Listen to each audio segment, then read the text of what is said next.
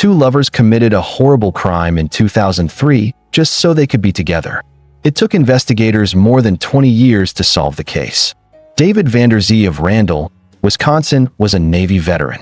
David met his wife Roxana online in 2000, and the couple married in 2003. On September 23, 2003, 47-year-old David was found dead by his wife Roxana Vanderzee in their home in Paddock Lake just 8 weeks after they had gotten married. David died from 5 gunshot wounds to the back of his head. He was shot execution style. The investigators suspected that David knew his attacker and was not scared because there was no sign of forced entry or a fight. On the night David was shot, Roxana claimed that she got off work at 5:45 p.m. and went shopping in Gurnee before she returned home at 8 p.m. to find her husband lying dead in a pool of blood. At the time, Roxana was allegedly having an affair with John Viscasil. She reportedly had moved in with John only weeks after her husband was found dead in his home. John and David were reportedly close friends. During the 2003 investigation, John told the police that he visited David around 2 p.m. the day of the crime, but went home, covered his boat, and went fishing on Paddock Lake from 6 o'clock until 8 o'clock p.m. After searching John's home, the investigators also took multiple .38 caliber revolvers and boxes of matching ammunition from John's home in the weeks after the shooting. While the weapon used in the shooting was never found, the investigators said that bullet pieces were consistent with guns previously owned by John. David's case went cold as there was not enough evidence to arrest Roxana and John as suspects. At the time, the case remained cold until more than 2 decades later in 2025, when new statements from a former girlfriend of John's made people doubt his original alibi. John claimed that he had been fishing from his boat by himself the evening in question, an activity that his then-girlfriend said was weird and not like him. She also noted that when John returned from his supposed fishing trip, he immediately put the clothes he had been wearing into the washing machine. John later told the investigators that he did so because he had fallen into the lake and needed to change. His girlfriend does not remember him coming home wet, and certainly does not remember making a fuss over a wet mess as John initially claimed shortly after the shooting. Kenosha County District Attorney Michael Gravely said reopening the case was a priority for his office. On May 28, 2025, 70-year-old Roxana Collins of McHenry, Illinois was arrested regarding an arrest warrant for first-degree intentional homicide as a party to a crime and use of a dangerous weapon. She was being held in the McHenry County Jail with a $75,000 cash bond pending extradition to Wisconsin. On the same day, 70-year-old John J. Viscasil of Genoa City was also arrested regarding an arrest warrant for first-degree intentional homicide as a party to a crime and use of a dangerous weapon. He is being held in the Kenosha County Jail with a $500,000 cash bond. The authorities said that the arrests were the result of continued hard detective work and investigation. Court records showed that Roxana was released from the Kenosha County Jail at 6:49 p.m. on June 3rd after paying the court-required bail. If the pair is convicted, they face life in prison. If you have additional information on this case, please contact the Kenosha County Sheriff's Office Detective Bureau at 262-605-5102. The police have finally solved a 1980 Massachusetts cold case after an innocent person spent almost 20 years in prison for something he did not do. DNA testing finally led to the real bad guy being identified.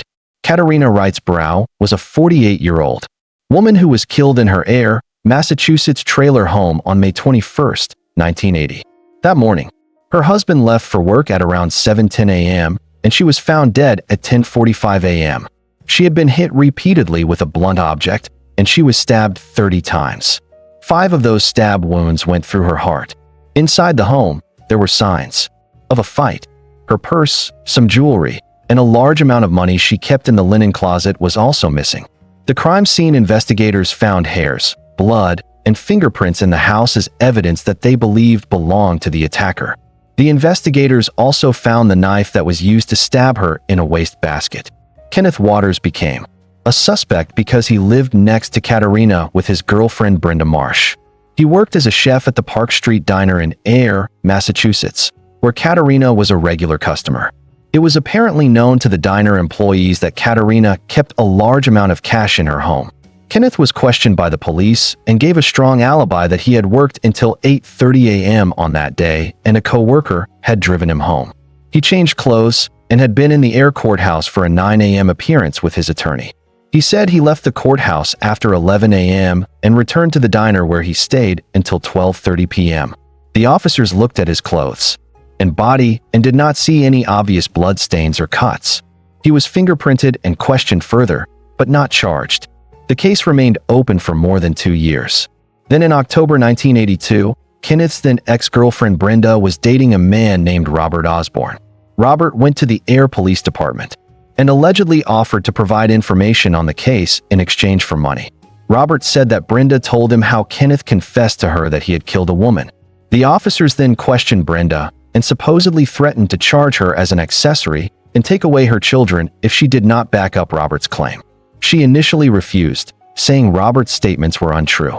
Eventually, however, she agreed to cooperate and she told the police that Kenneth had returned home on the morning of May 21st with a long, deep scratch on his face. Rosanna Perry, another former girlfriend of Kenneth, also initially told the police that she had no information about the crime. But after more than 3 hours of questioning and threats of arrest, she told them that he had said something about stabbing a woman and stealing her money and jewelry. Based on these statements alone, Kenneth was arrested and charged even though none of the evidence linked him to the case. His trial began in May 1983. A forensic analyst testified that none of the 3 hairs collected from the crime scene, one of them being from Katerina's hand and another one from the knife, did not match Katerina or Kenneth.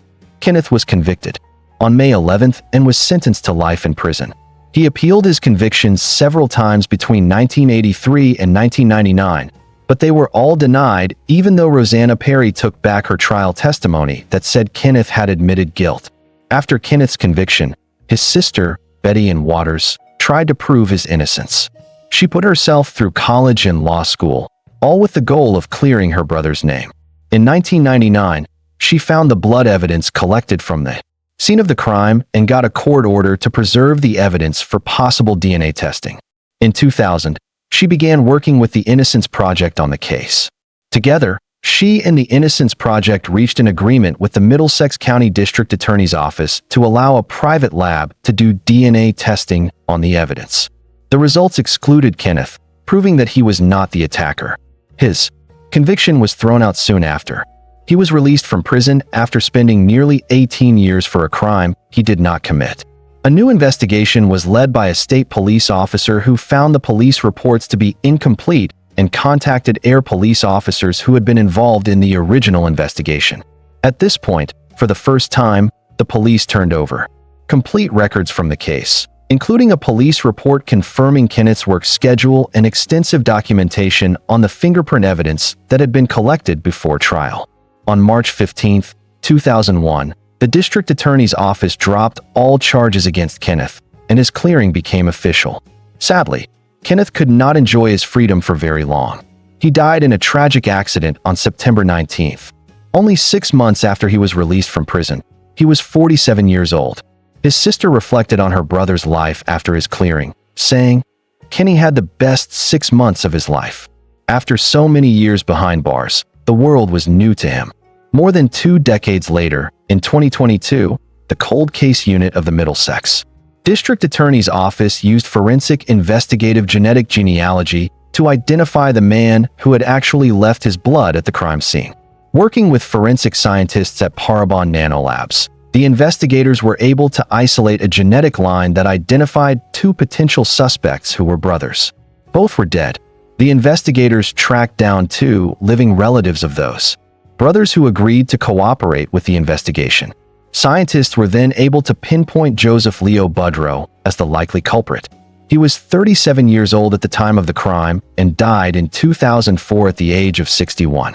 Budrow was born in Natick in 1943.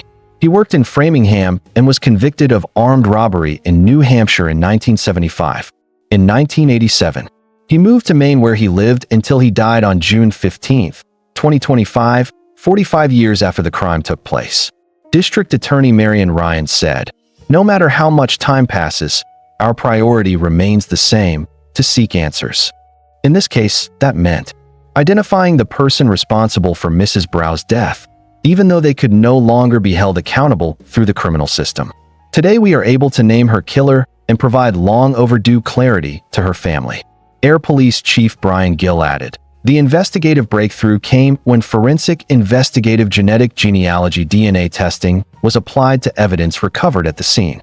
This ultimately led us to today's announcement. I am thankful that we may be able to finally bring some closure to the Brau family and a measure of justice for Katerina." A man who killed 2 family members in 1992 in China stayed free for 30 years. On July 22, 1992, a killer used a kitchen knife to stab to death a mother and a 17-year-old girl at their home in a village in Huanyuan County in southwestern China's Sichuan province. The 17-year-old girl's boyfriend and the son of the mother, surnamed Li, who was 29 years old, ran away from the country. Because of the limitations in communications and technology, the police were unable to find any important clues to where he was, and the case went cold.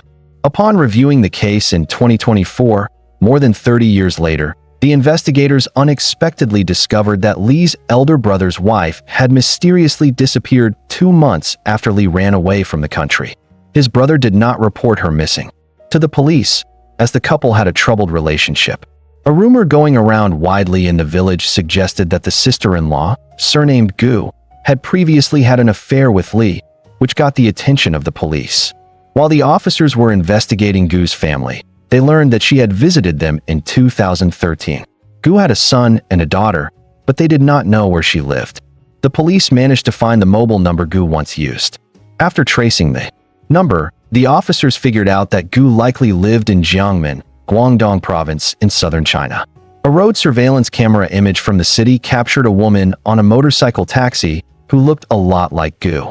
After following the trail of the motorcycle taxi, the officers arrived in a small hamlet in suburban Jiangmen, where the villagers reported that the woman in the photo shown by the police and her husband, both speaking with a Sichuan accent, had lived there for about 30 years, raising a son and a daughter.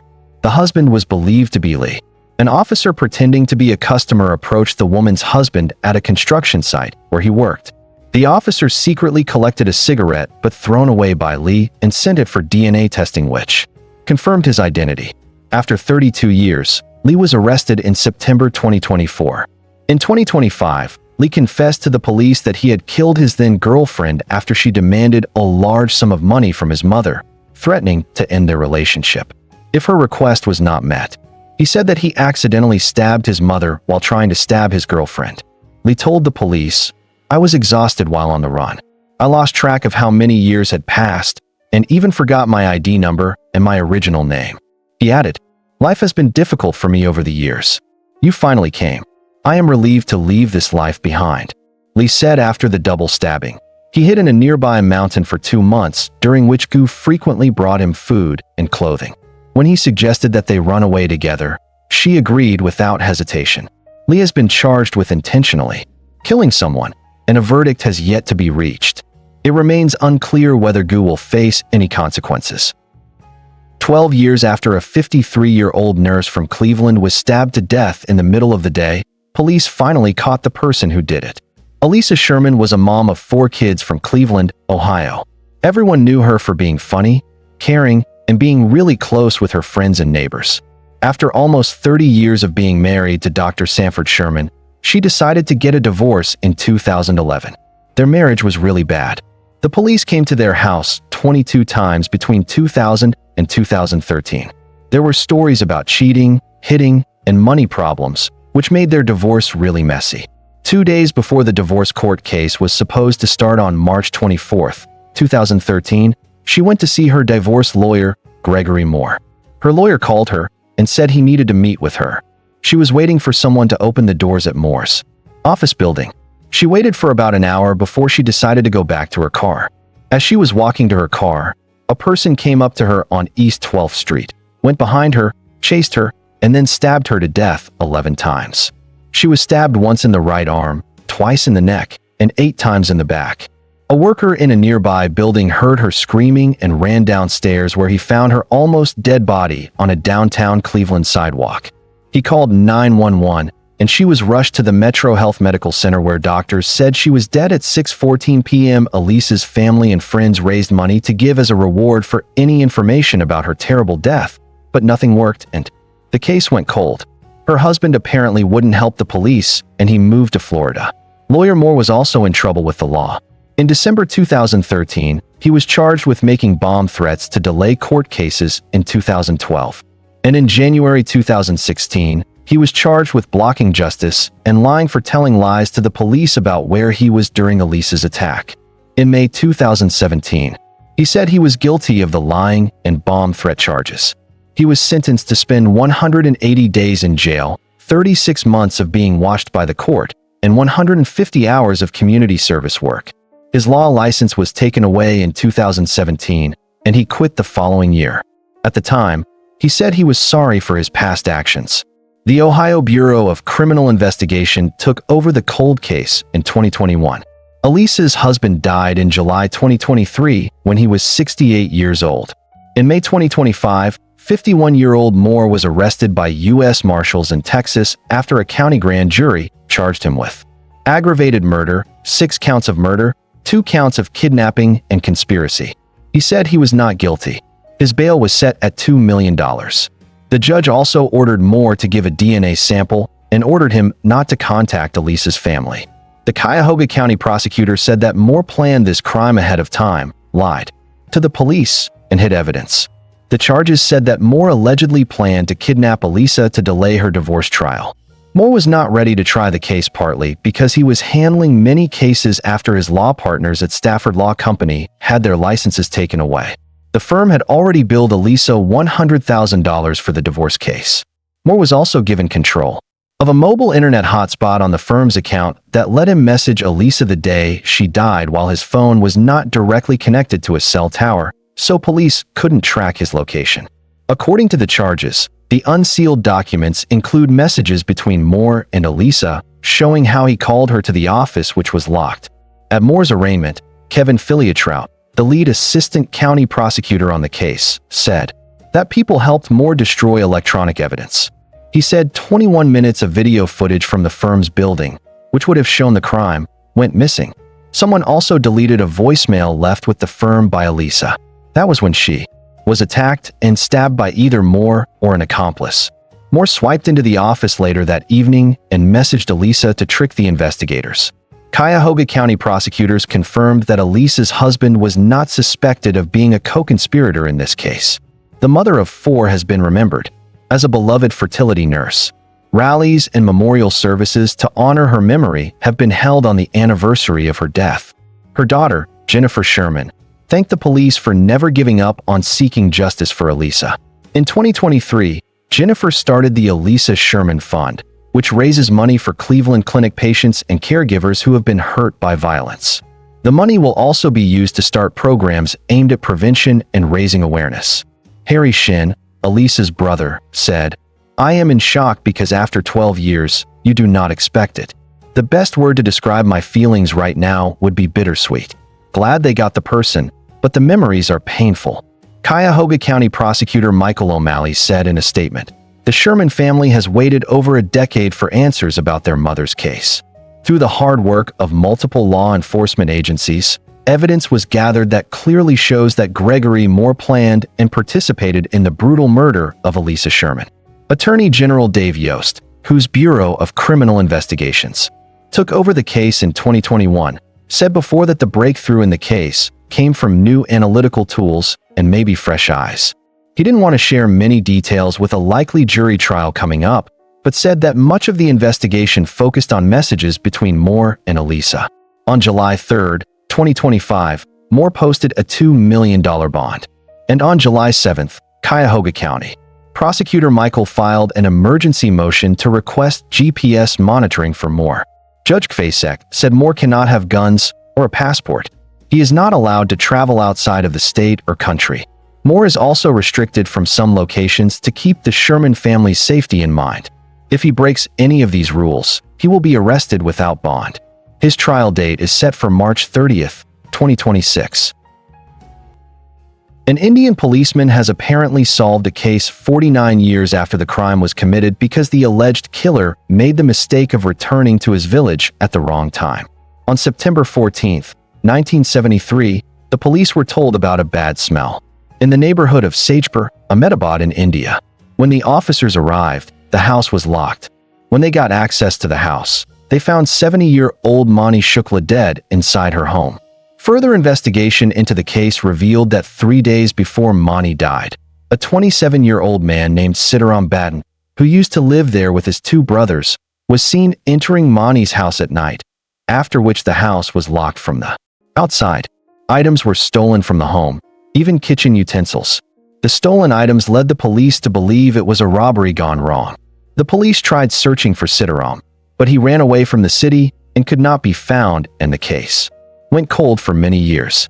The case was reopened on August 14, 2013, for decades later, when a metropolitan magistrate issued a warrant for Sitaram Batten's arrest. As the case was not a high-profile one, the investigators remained passive in their search for him. Each year the police went to his village hundreds of miles away, but he was never there. Then for an election in December 2022, another 9 years later, an inspector asked the officers to round up various criminals, and they happened to find a limping, balding, hard-of-hearing Batten. A police team went there and questioned him where. He confessed to killing Mani. He revealed that he went to Mani's house while she was sleeping as he needed money. While he was stealing things from the house, she woke up and tried to stop him. A fight started between the two and the woman fell, after which Batten left her and ran away. The investigators took the 73-year-old into custody and brought him to the police station where the case had been registered in 1973. It was revealed in the investigation that the 3 brothers, Batten, Mahadev, and Naren, used to live on the floor above Mani's floor. In 2025, a FIR was filed against Batten under Indian Penal Code sections 302, punishment for killing someone, and 392, punishment for robbery. The FIR was filed by V.S. Sethi, the then inspector of Sardar Nagar Police Station. Inspector Gohil said that when Batten is sentenced, he is likely to spend the rest of his life behind bars, and the old man is resigned to that fate.